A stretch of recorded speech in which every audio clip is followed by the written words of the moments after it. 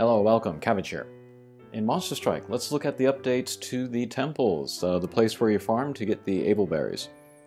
And then, I guess one of these small updates is that every day, all of the different elements will be available. So you don't have to wait for a particular day to farm for a particular quest. And then the other new thing, I guess we can go back here, is this checklist. And this is pretty major, a change. And it will make things easier overall to go for the specific Ableberry that you want. But I have some mixed feelings about this. And then, yeah, we'll talk about my feelings on that, and then maybe how to best use this checklist, and then also all the items and stuff that you get, also in connection with the temple and the Ableberries. So basically, if you play the temple enough, you will eventually get the Ableberry that you want. As you go through, you throw away more and more Ableberries until you hit the one that you want, then you put it on your guy. Once you put an Ableberry of any kind, any rank, even like an orange pear-looking one, it's going to reset this checklist.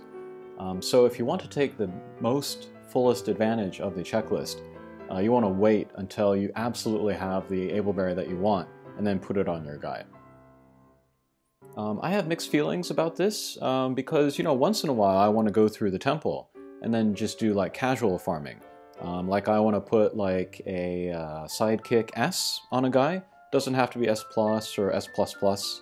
And then say like I do 10 runs in the temple and then I get it. And then I put it on my guy. That's going to reset my checklist, and it's going to reset the progress that I made along the way to getting that sidekick Ableberry.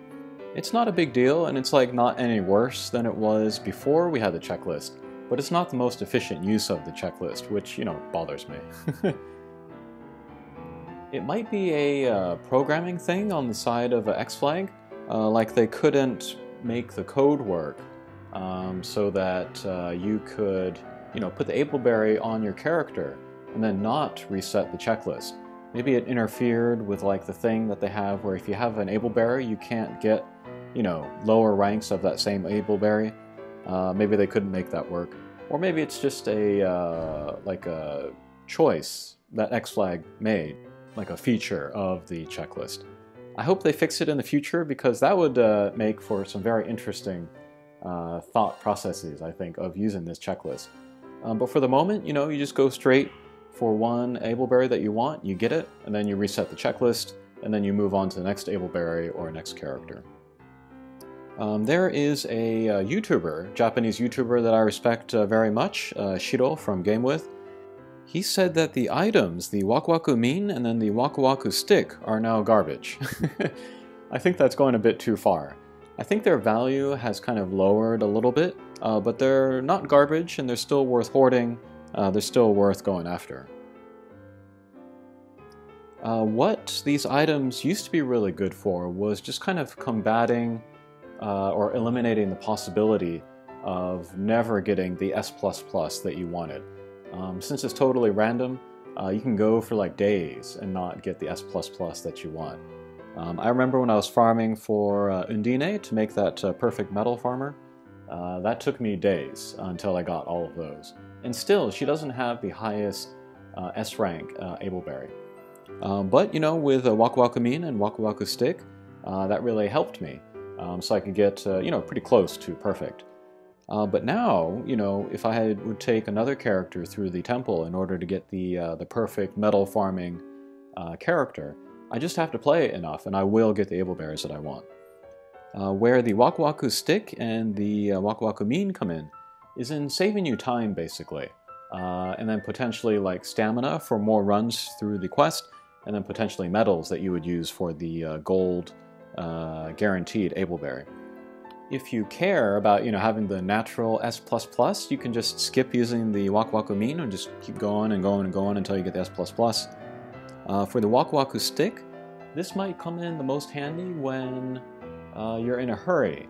Like you just pull a new character, and then like there's a quest you want to use it for, and you just want to move that Ableberry. Another like situation that's like pretty hard, not hard, but less than ideal to deal with, is like you get a new transcendent monster that you love, and then you put a hero scroll on it. You have 3 empty slots, and so that's potentially like 3 runs through the temple, filling that checklist before you get all 3 of the Ableberries that you want. In that case, the Waku Waku stick can really save you some time there as well. And then the hero scroll, they're pretty much unaffected by this checklist thing. They're still as great and powerful as they were before. And then one thing that I was thinking about, when you want to get when you're aiming for multiple Ableberries for one character, as you go through the temple and then you fill the checklist, you eventually get to a point where you've like eliminated all of the standard like S Ableberries, and you're just looking at a pool of S plus and S plus plus. And then if you don't mind using Waku Waku Mean to upgrade your S plus, then there's a good chance that you could get 2 or even 3 of the Ableberries that you want in one run. And then that way you can kind of get around the checklist resetting itself. It doesn't reset itself after you put 1 Ableberry. It resets itself after you put Ableberries on a character during one run. So it could be 2, it could be 3.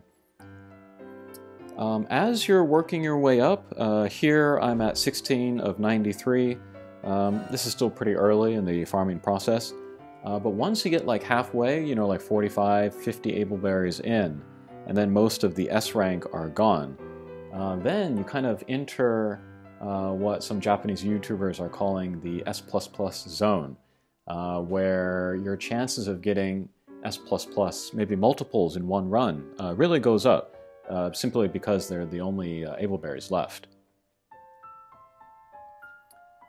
Working your way up to S++ zone, I think using the medals so that you can get the guaranteed Ableberry, the gold one down here, I think that's worth using just to kind of speed up, you know, getting to halfway. But once you enter the S++ zone, I would say stop using these because they're not going to be as helpful as all of the other items that you can use. And so if we go back here, yeah. So here, this is the Fueru Biscuit. This gives you double drops within every chest that you get. And then the bell here, you can use this, and then for 1 hour you will get double the rate of gold Ableberries. So I would say once you enter the S++ zone, use a biscuit, use a bell, and so you get the double gold, and then you get the double drops within the chests. And then if you're lucky enough to live in Japan, and then you have the monster spot, which is down here in the lower left, you might get 2 chests in the no continue clear area. So it's possible to get 4 gold Ableberries just from that no continue area if you have all of the other stuff that you're using at the same time. And if your luck is good, you know, you might get the 2 or the 3 Ableberries that you're going for. And then here I took some photos of some farming I was doing earlier today. Here is my checklist at about 50. So we can see that most of the S's are gone. Just have a bunch of S++ and S+. And then here I started doing the biscuit, and then the bell, and then also the monster spot for the extra no continue chests. And then eventually I got to run like this. So 2 S++, 4 S+'s, that's crazy. And then the contents were Genius S++, Detox S++, Sidekick S+, and then some speed and power-ups, 3 of those. And then this character that I was hoping to put it on, we'll look at him here. It is Monster Bright. And then the reason why I wanted to work on his berries was because I wanted to put together some teams to help me with farming the normal quest. And then I'll make a video about those later. But yeah, the Monster Bright, I thought he would be one of the best kind of carriers or bearers for the Genius Ableberry in a certain normal quest.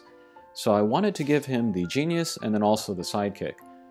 So if we look back at that last photo, we see that I got both the S++ of the Genius and then the S+ of the Sidekick in one run. And that was because I raised my chances of getting multiple golds in one run, just so that I could raise my chances of getting those 2 together.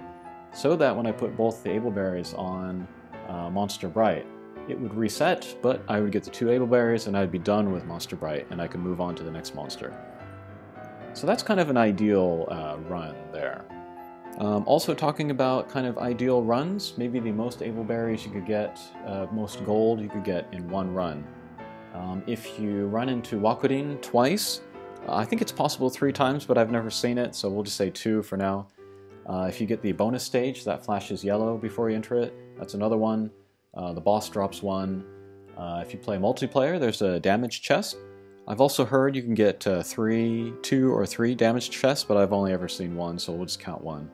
And then the speed clear, of course. And then the 4 Ableberries you could get if you have the monster spot, and then the limited time event that gives you 2 Ableberries per chest. So that's like, we'll say 10, I guess, possibly 10 golds at the end of the quest. And then if you use the Fuedo Biscuit, which doubles the berries that you get at the end of a quest on the reward screen, that could be like another 5. So yeah, a run with 15 gold Ableberries, that is going to fill the checklist pretty quickly. And so yeah, if your luck were good and you're using lots of items, you could fill this checklist up in like 6 or 7 runs and have a very good chance of getting the Ableberry that you want. Okay, I think that's everything I wanted to say about the Waku Waku Min and the temples. I've never been more motivated to go through the temple, because now the possibility of never getting what you want ever has been eliminated, so that's pretty great.